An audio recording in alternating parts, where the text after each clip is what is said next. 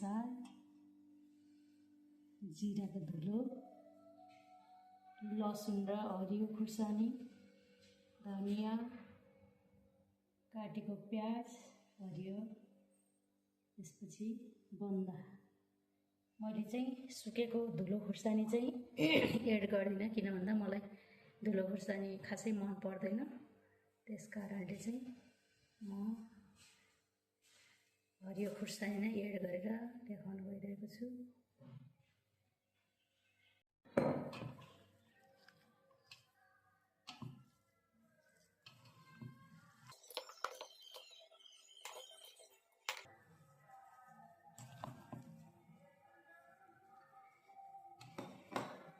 गरिसक्यो।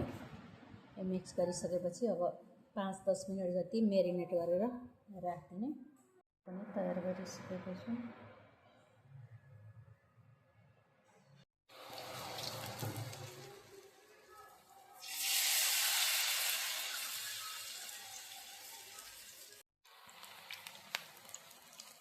मिठो पकौडा तयार भयो। खाना आउनु होला साथीहरू।